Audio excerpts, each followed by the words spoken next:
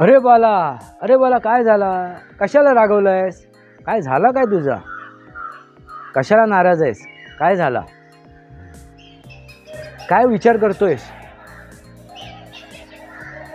तुझा जरासा चेहरा एकदम धीरगंभीर दिसतोय, रागवलेला दिसतोय.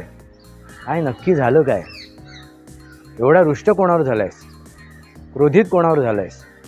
अरे बाला, हल्लीची पोरं डोक्यावर मिऱ्या वाटायला लागली, अच्छा अच्छा, डोले वाटायला लागले, डोळे दाखवायला काय लागले, म्हणतोस? रुबाब दाखवायला लागले.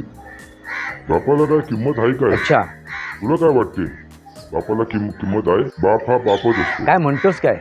बापाच्या शब्दाला काय किंमत आहे काय? बापाला काय मान सन्मान आहे काय? हां काय हां, इज्जत आहे काय? तुला काय वाटते? बाप यांना कळला का? कळतोय का? अरे काय बोलणार? त्यांना काय सांगणार? त्यांना काय कळणार?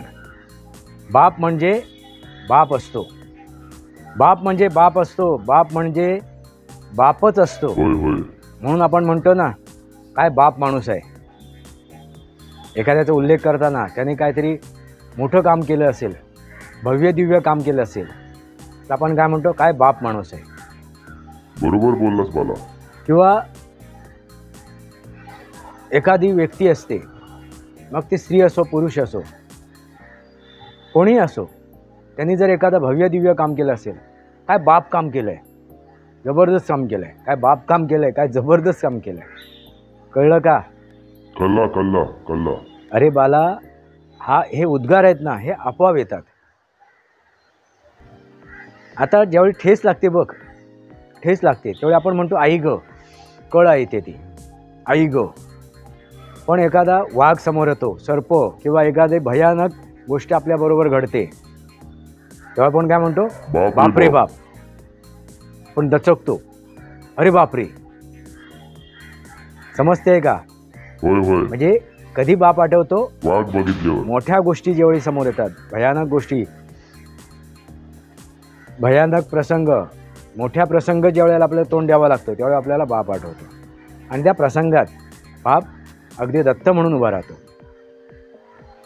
बाला, बरोबर आहे की नाही? बाप दत्त म्हणून उभा राहतो.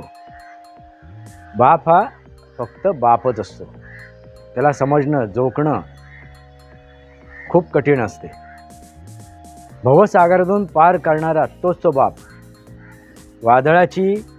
वादळामध्ये खंबीर, धीरगंभीर तो असलेला तो बाप. वटवृक्षाप्रमाणे सावली देणारा तो बाप. वटवृक्षाप्रमाणे आधार देणारा तो बाप. वादळामध्ये तो आपल्याला आधार देतो, त्या वटवृक्षाप्रमाणे तो बाप. घरासारखा आपल्याला तो निवारा देतो, आसरा देतो, तो बाप.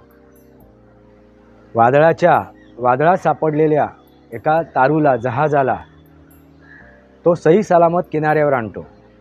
आणि त्या वादळामध्ये सापडलेल्या तारूवरती त्याचं कुटुंब असते, कुटुंबातील सदस्य असतात, त्यांना तो सही सलामत किनाऱ्यावर आणतो, तो बाप. त्या बापाला समजून घेणं तेवढं सोपं नाही आहे. त्या बापाला समजून घेणं तेवढं सोपं नाही. म्हणून बाप हा बाप असतो. नारळासारखा तो बाहेरून कडक दिसतो, कठीण दिसतो, वृक्ष दिसतो, पण आतमध्ये त्याच्या तो गोड खोबरं असते ना, गोड खोबरं. आपण त्या शहाळ्यामधील मलई म्हणतो, त्या मलईप्रमाणे तो आतून असतो. त्या गोड पाण्याप्रमाणे असतो, गोड पाण्याप्रमाणे असतो. नारळातील त्या शहाळ्यातील तोच तो बाप असतो. तो बाहेरून कडक कठोर दिसतो, तो फणसासारखा काटेरी दिसतो, वृक्ष दिसतो, खरबडीत दिसतो, पण आतमध्ये जो गरा असतो ना, रसाळ गरा, त्या रसाळ गऱ्याप्रमाणे तो असतो. अगदी गोड मधुर तो गरा. मग तो जर बाप समजून घ्यायचा असेल तर त्या करवंटीच्या आतमध्ये जायला पाहिजे. त्या फणसाच्या काटेरी जो त्याचं आवरण आहे त्याच्या आतमध्ये जायला पाहिजे, तरच तो बाप कळतो. म्हणून म्हणालो, बाप हा बाप असतो, फणसासारखा आणि आतून गऱ्यासारखा.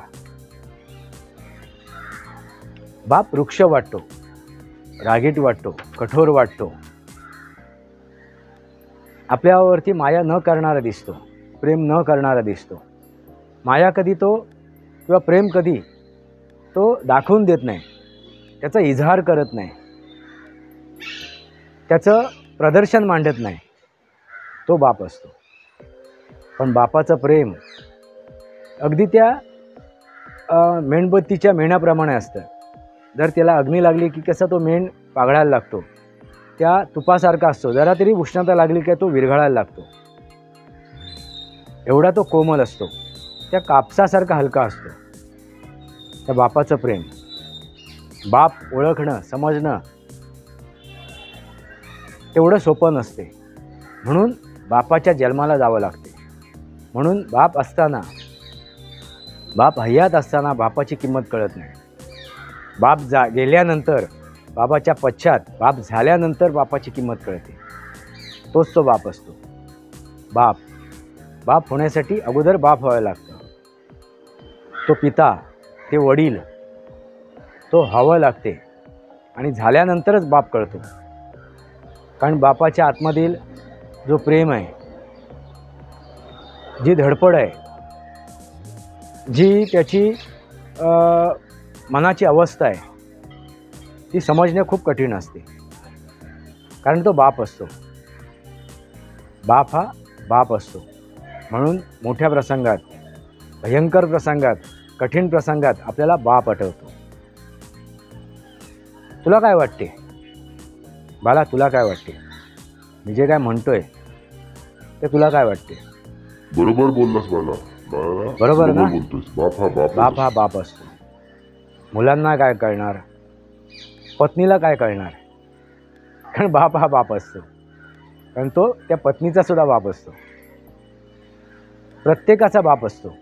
जेव्हा तो बाप होतो ना, त्या कुटुंबातील प्रत्येकाचा तो बाप होतो.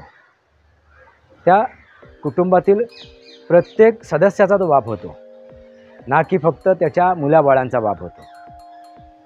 तो प्रत्येक सदस्यांचा बाप होतो. म्हणून तो बाप असतो. बाप फक्त मुलाबाळापुरताच मर्यादित नसतो, तर कुटुंबातील प्रत्येक सदस्यांचा, प्रत्येक घटकांचा आधार देणारा तो बाप असतो. म्हणून त्याला आपण बाप म्हणतो, बाप माणूस म्हणतो. तोच तो बाप असतो. कळलं का बाला? बाप हा बाप असतो.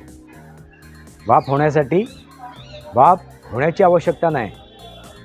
बापाला समजून घेणं, उमजून घेणं गरजेचं आहे.